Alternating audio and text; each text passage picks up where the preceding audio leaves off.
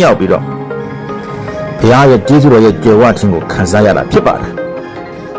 သူကတိုးကြောင်းသားဖြစ်တယ်ဒီနေ့ကြောင့်မဆိုရင်တိုးထိန်နေတဲ့အချိန်မှာ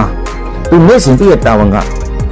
မနေ့အရာနိုရာနဲ့တိုးတွေစားဖို့တောက်ဖို့နေဖို့ထိုင်ဖို့တိုးတွေကိုကာကွယ်ပေးဖို့ညရောက်တဲ့အခါမှာလည်းဂရုစိုက်ရတယ်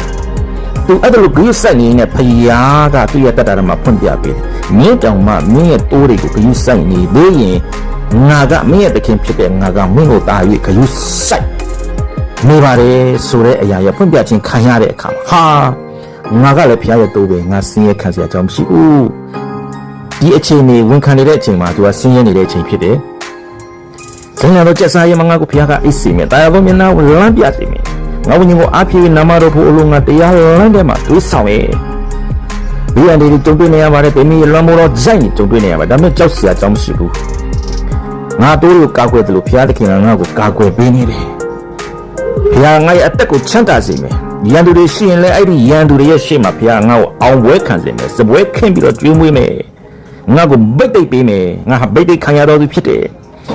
ငါရဲ့ခွက်ပလားရှမ်းမယ်လိုအပ်ချက်တွေမရှိဘူးပြောချင်တာငါရဲ့သုံးဆွဲနေတဲ့နေစင်မှာဘန္တာငွေကြေးဆိုင်ရာဘန္တာစာဝတ်နေဆိုင်ရာဘန္တာအမျိုးမျိုးကိုဘုရားကရှမ်းစေမယ်ဂျေဇုနဲ့ကရုဏာကိုတလုံးခံစားစေမယ်ဆိုတဲ့ဘုရားအပေါ်မှာဘုရားသခင်ကသူ့ကိုတွင်တင်ဖွင့်ပြသည့်အတိုင်းဘုရားအပေါ်မှာစိတ်ချယုံကြည်တဲ့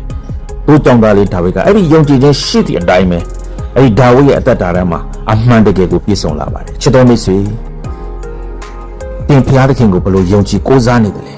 ဘယ်လိုနေရာပေးထားတယ်လဲဘုရားသခင်ဟာမိမိရဲ့တိုးထိန်ဖြစ်တဲ့ဒါဝိဒ်ကဲ့သို့မိမိရဲ့ဘယ်နေရာကိုပေးထားတယ်လဲဒါအရေးကြီးပါတယ်ကျွန်တော်တို့ဒီနေ့ကာလမှာဘုရားသခင်ကိုယုံကြည်ကိုးစားတတ်ဖို့ပဲလိုပါတယ်ဗျဘုရားကိုယုံကြည်ကိုးစားတတ်ရင်မိမိယုံကြည်ကိုးစားသည့်အတိုင်းမိမိရဲ့အသက်တာထဲမှာအမှန်တကယ်ခံစားမှာဖြစ်တယ်တချို့ဝမ်းလက်စရာကောင်းတာကဆင်းရဲဒုက္ခပဲခံရမယ်ဆင်းရဲဒုက္ခပဲခံရမယ်အဲ့ဒါယုံကြည်ရင်အဲ့ဒါလွတ်မြောက်မှာမဟုတ်ဘုရားတရားငါ့ကိုဆင်းရဲဒုက္ခတွေကနေကယ်တင်မယ်အနာရောဂါတွေကနေကယ်တင်မယ်ငါ့ကိုကျမ်းမာတော်သူဖြစ်စေမယ်အားနေတဲ့အရာကနေလည်းဘုရားငါ့ကိုလွတ်မြောက်စေမယ်ငါ့ကိုကြွယ်ဝတော်သူဖြစ်စေမယ်ကောင်းစားတော်သူဖြစ်စေမယ်ငါအတုံးမြတ်တော်သူဆိုတဲ့အရာကိုမိတ်ပြီးတော့ဘုရားသခင်ကငါ့ကိုအသုံးပြုမယ်ငါ့ကိုအောက်မြင်စေမယ်ဘုရားရဲ့ဘုံဘုရားရဲ့ဂုဏ်ကျေးဇူးတော်ကိုထင်ရှားစေမယ်ဒီအတွက်ဘုရားသခင်ကခေါ်ထားတာဖြစ်တယ်ကျေးဇူးနဲ့ဂရုဏာတော်ကိုတစ်သက်လုံးခံစားဖို့ရန်အတွက်ဘုရားသခင်ကငါ့ကိုရွေးချယ်ထားတာဖြစ်တယ်ဘုရားသခင်နာမတော်ဖို့အလုံးကဘုရားသခင်ငါ့ကိုရွေးချယ်ထားတာဖြစ်တယ်ငါဟာရွေးချယ်ခံရတဲ့သူဖြစ်တယ်ဆိုတဲ့ဘုရားသခင်ကိုမှန်ကန်စွာကိုးစားမယ်